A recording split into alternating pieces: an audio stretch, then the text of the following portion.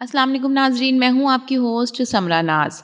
HI TV में आपको खुशामदीद कहती हूँ।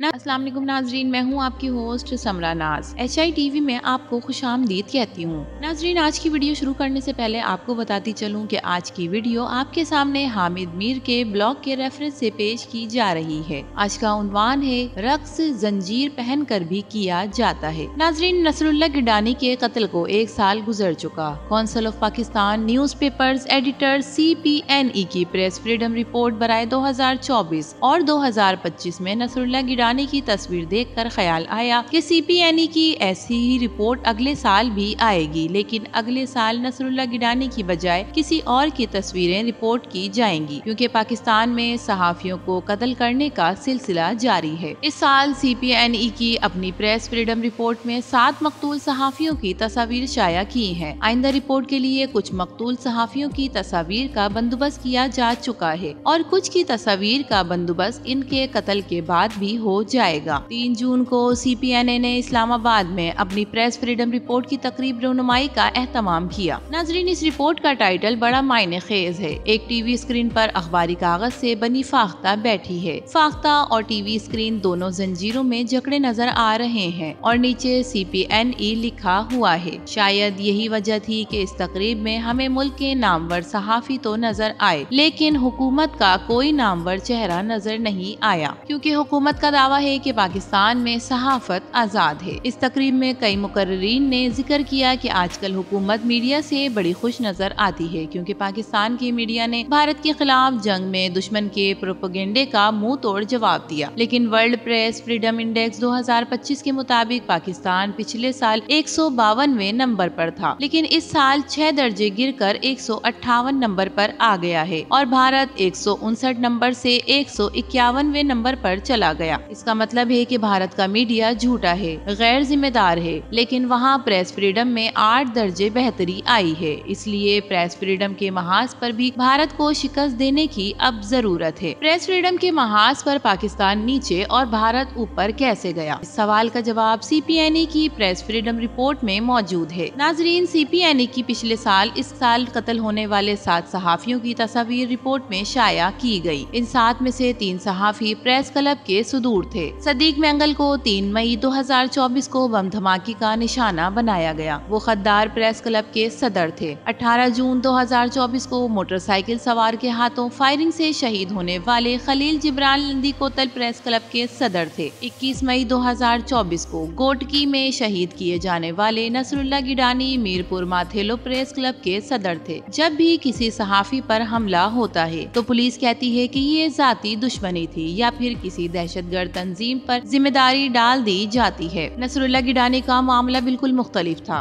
जब इसे गोलियां मारी गईं तो पूरे सिंध को पता था कि इस हमले के पीछे कौन है। इनके खानदान, अखबार के साथी और दोस्तों ने एक मकामी MNA के बेटे पर फायरिंग का इल्जाम लगाया, क्योंकि नसरुल्लाह गिडानी पर पहले भी हमला हो चुका था। उसे मई 2023 में भी गिरफ्तार किया गया था। इलाके के बासर वडेरे, पुलिस और इंतजामिया सब इसके खिलाफ थे, क्योंकि वो कभी मीरपुर माथेलो में टाउन लाइब्रेरी बंद करने पर एहतजाज करता था, कभी मकामी जंगल की लकड़ी काटने वालों को बेनकाब करता था और कभी मकामी MNA के बेटों को मिलने वाले पुलिस प्रोटोकॉल के सवाल पर सवाल उठाता था। किसी हिंदू लड़की को अगवा कर लिया जाता तो गिडानी की उंगली इलाके के बासर सियासतदान की तरफ उठ जाती, जिस पर इल्जाम लगाया जाता कि वो हिंदू लड़कियों को अगवा करके इनका मजहब तब्दील कराता है। गिडानी के जनाजे पर ये मुतनाज़ा शख्सियत भी मौजूद थी और आंसुओं के साथ ये कह रही थी कि नसरुल्लाह गिडानी मेरे खिलाफ बहुत बोलता था, लेकिन वो था बहुत बहादुर इंसान। नाजरीन, सोशल मीडिया पर ये फिरका बहुत मशहूर है कि वडेरा माईफिट हुकूमतें बदलने के साथ सियासी वफादारियां बदलने वाले ये मफाद परस्त वडेरे नसरुल्लाह गिडानी जैसे सहाफियों की गुस्ताखियां बर्दाश्त नहीं कर सकते। ये वडेरे जब ताकतवर लोगों के इशारे पर सियासी वफादारियां तब्दील करते हैं, इनसे अरशद शरीफ जैसे सहाफी बर्दाश्त नहीं होते। अरशद शरीफ के कत्ल पर सुप्रीम कोर्ट में समाअत शुरू शुरू होती है और फिर अल्तवा का शिकार हो जाती है।